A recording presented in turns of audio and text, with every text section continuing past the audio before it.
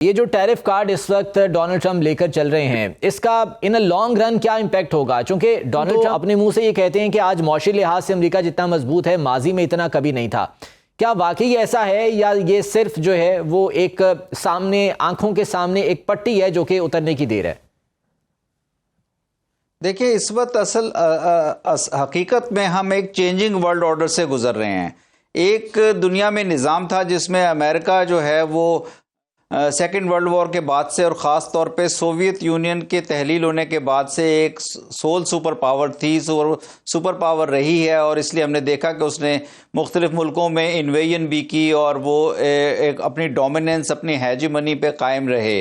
अब गुज़िश्ता चंद साल से, ख़ास तौर पे 2 दहाइयों से, एक चाइना जो है वो एक राइजिंग पावर के तौर पर बढ़ा है। और चाइना का राइज देखकर अमेरिका में जो तब्दीली आई है सोच में, ख़ास तौर पे प्रेसिडेंट ट्रंप जो उनकी फर्स्ट एडमिनिस्ट्रेशन में भी वो आए और फिर सेकंड एडमिनिस्ट्रेशन में ज़्यादा ज़ोरदार तरीके से उन्होंने इस चीज़ पे जोर दिया है कि वो एक एग्रेसिव पोस्चर में आए हैं ताकि वो इस चेंजिंग वर्ल्ड ऑर्डर में पुश बैक कर सकें जो चेंज आ रही है। और यही अमेरिका की पॉलिसीज़ में आपको नज़र आ रहा है, चाहे वो टैरिफ पॉलिसी हो जिसमें वो मुख्तलिफ ममालिक के ऊपर टैरिफ लगाकर अपने एलाइज या अपने हरीफ ममालिक को प्रेशराइज कर रहे हैं, या फिर वो military interventions, short military operation interventions के जरिए जैसे उन्होंने वेनेजुएला में किया, या उन्होंने एक थ्रेट दिया ग्रीनलैंड के ऊपर अपने यूरोपियन ममालिक जो उनके हरीफ ममालिक हैं, नेटो में पार्टनर्स हैं, और या फिर वो मुख्तलिफ और ईरान के ख़िलाफ़ एग्रेशन या इस तरह के ऑपरेशंस का इंदिया दे रहे हैं।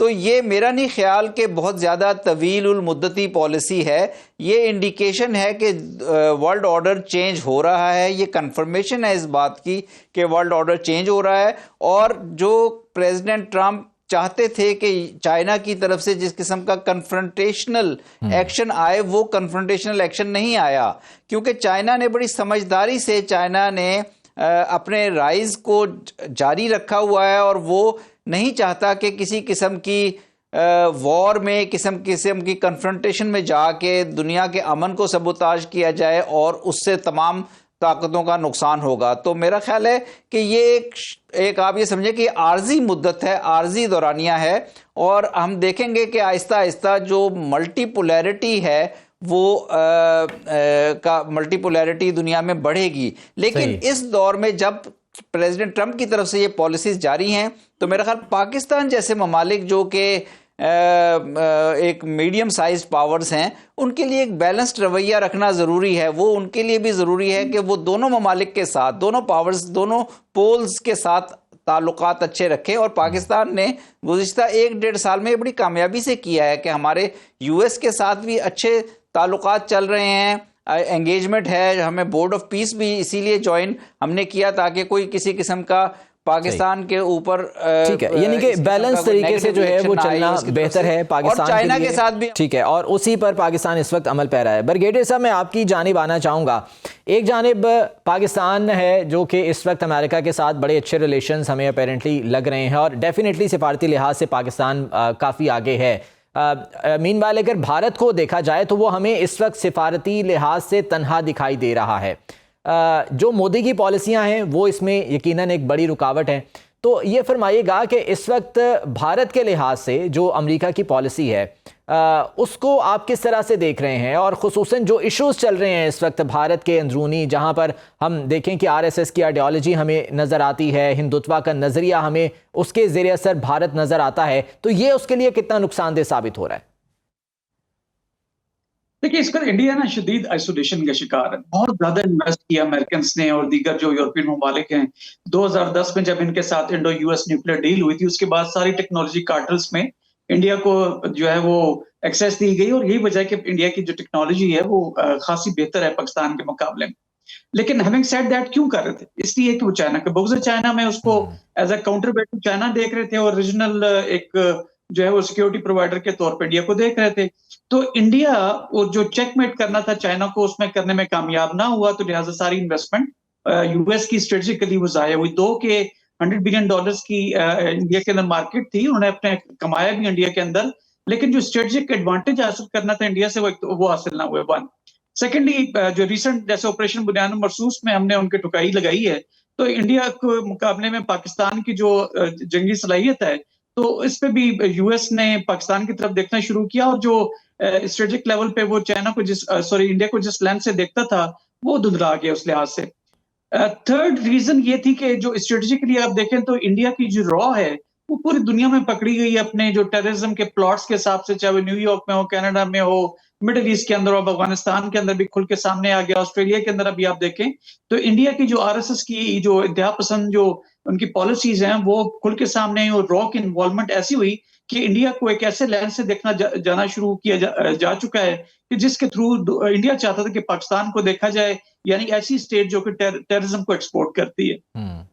Last but not the least, इस वक्त अगर 25 दिसंबर को देखें जो होने वाली वाकई जो चर्चेस के ऊपर वहां पे हमले हुए हैं, और आरएसएस की जो हिंदुत्व की हिसाब से जिस तरह पहले मुसलमानों और सिखों को तो बेचारों को छोड़ ही दें, दलित्स को भी छोड़ दें, लेकिन जो उन्होंने क्रिश्चियंस के साथ किया, रिपीटेडली किया, इससे भी इंडिया को खासा नुकसान पहुंचा। फिर उसकी अपनी पर्सनैलिटी को देख लें, जो मोदी की है, मोदी डिसमिसिव रहा, जिस तरह से ट्रंप एप्रिसिएशन चाह रहे थे, उनकी पर्सनैलिटी ऐसी है कि वो बिल्कुल बोलना शुरू कर देते हैं और वो थोड़े से नेगेटिव भी चली आती है।